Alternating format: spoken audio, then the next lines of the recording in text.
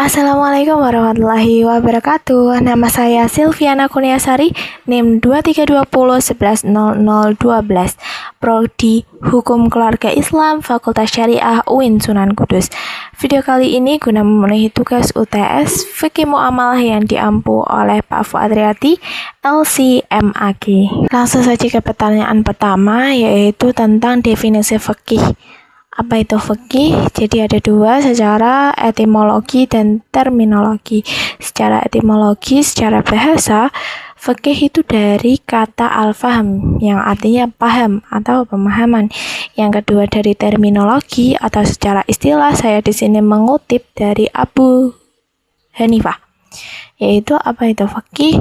Yaitu pengetahuan seseorang tentang hak dan kewajibannya.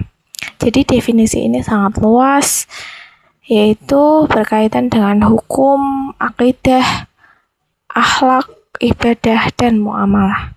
Seperti itu. Pertanyaan kedua tentang fikih muamalah. Definisinya ya, ada dua lagi, yaitu secara etimologi dan terminologi.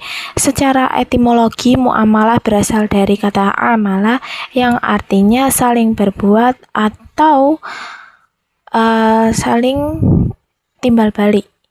Kemudian yang kedua secara terminologi adalah fikih muamalah itu kaitannya hukum yang mengatur tentang tindakan manusia di dunia.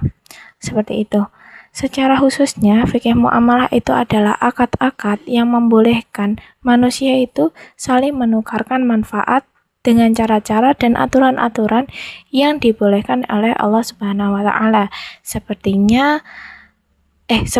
kaitannya jual beli atau bai', kemudian ada qard, kemudian ada syirkah dan ijarah, kemudian lain sebagainya, seperti itu. Jadi nomor 3 adalah tentang macam-macam fikih muamalah. Jadi dari secara teorinya fikih muamalah itu dibagi menjadi dua, yaitu muamalah al-adabiyah bersifat pelaku atau subjek. Yang kedua adalah muamalah al-madiyah, yaitu bersifat kebendaan. Jadi kita kupas satu-satu. Yang pertama itu dari muamalah al-adabiyah, yaitu muamalah bersifat sebagai pelaku. Jadi nanti dalam konsep muamalah ini yang dinilai yang diatur adalah cara manusia atau subjeknya itu melakukan tukar-menukar. Contohnya adalah kejujuran dalam berdagang, kemudian tercapainya ijab qabul secara agama. Ijab qabul yang tepat secara agama artinya dalam melakukan ijab qabul harus rela antara pedagang dan pembeli, seperti itu contohnya. Kemudian yang kedua adalah muamalah al-madiyah, yaitu bersifat kebendaan. Jadi nanti dari fikih muamalah itu mengkaji tentang objeknya atau tentang bendanya. Jadi fikih muamalah nanti itu mengatur bagaimana halal haramnya. Contohnya yang kita akan jual nanti adalah babi, tapi kita dilarang untuk menjualnya. Yang melarang itu adalah Allah, dan kemudian dikaji dari fikih muamalah seperti itu. Kemudian kita diharamkan lagi menjual minuman keras. Yang dihalalkan adalah menjual sesuatu yang tidak ada mandorotnya dan menimbulkan kemanfaatan bagi si pedagang dan si penjual, seperti itu. Yang selanjutnya adalah prinsip-prinsip muamalah dan dasar hukumnya serta contohnya. Di sini yang pertama ada robbaniyah atau tauhid. Kita bahas dari definisi bahasanya. Dari segi bahasa, apa itu tauhid? Tauhid adalah mengesahkan Allah. Kemudian apa itu robbaniyah? Robbaniyah adalah ketuhanan atau bersumber dari Allah. Kemudian secara istilahnya Robbaniyah atau tauhid ini adalah prinsip muamalah yang menegaskan bahwa segala aktivitas muamalah itu harus bersumber dari Allah. Jadi dalam bermuamalah kita harus menganut ketentuan-ketentuan yang telah ada di ajaran Islam atau yang telah ditentukan oleh Rasulullah, yang tujuan akhirnya adalah untuk mendapat ridho Allah. Dasar hukumnya ada di Quran Surat Al-Ma'idah ayat 3, yang mana ayat tersebut telah menjelaskan tentang kesempurnaan syariat Islam, di mana apa yang diharamkan dan apa yang dihalalkan telah dijelaskan di sana. Kemudian contohnya adalah kita telah jelas dilarang menjual sesuatu yang banyak mandorotnya atau tidak bermanfaat sama sekali, seperti yang menjual yang telah diharamkan, contoh babi dan lain sebagainya. Selanjutnya, prinsip adalah, apa itu adalah keadilan. Secara istilah, apa itu keadilan? Prinsip dalam muamalah yaitu keadilan adalah memastikan bahwa dalam bermuamalah kita itu terjauh dari sifat dolim atau aniaya. Jadi dalam fikih muamalah ini memastikan bahwa kedua belah pihak itu bersifat adil. Dasar hukumnya adalah keadilan merupakan asas fundamental yang harus dilakukan saat bermuamalah. Kemudian keterkaitannya dengan Al-Quran ada pada Al-Quran Surat An-Nisa ayat 58, di mana dalam ayat ini telah dijelaskan bahwa kita itu harus melakukan cara-cara bermuamalah itu dengan baik. Dia itu tidak boleh ada di dalamnya tentang unsur riba atau ketidakjelasan atau penipuan dan lain sebagainya yang berada di luar ketentuan Allah. Contohnya ada pada akad itu bagi hasil atau mudharabah, di mana harus disepakati di awal bagaimana presentasi bagi hasil tersebut antara si pemilik modal dan pengelolanya.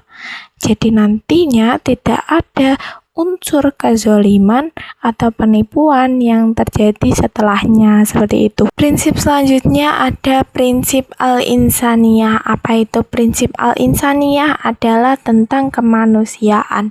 Secara istilah, prinsip ini mengatur bagaimana kerjasama antara manusia dan manusia. Jadi lebih spesifiknya ya, prinsip muamalah yang ini itu mengatur tentang hak-hak dan kewajiban antara manusia satu dengan manusia yang lain. Dasar hukumnya, syariah Islam itu mengatur muamalah. Muamalah itu artinya hubungan antara orang dan orang. Keterkaitannya dengan Al-Quran ada pada Al-Quran Surat Al-Ma'idah ayat 2, di mana ayat ini menegaskan bahwa sesama manusia itu saling tolong-menolong dalam kebaikan, amar ma'ruf nahi mungkar. Contohnya dalam muamalah itu ada akad tabaru atau tolong-menolong, di mana contohnya kata baru ini seperti pinjaman tanpa bunga, yang ini bertujuan mutlak untuk menolong manusia satu sama lain. Pinjaman ini tanpa bunga ya, artinya pinjaman ini sudah sesuai dengan apa yang diperintahkan oleh Allah. Next, prinsip muamalah yang selanjutnya adalah hurriyah. Apa itu hurriyah? Hurriyah adalah prinsip kebebasan. Secara istilah, prinsip kebebasan ini adalah prinsip yang memberi hak kebebasan kepada setiap individu untuk salah satunya mengelola harta.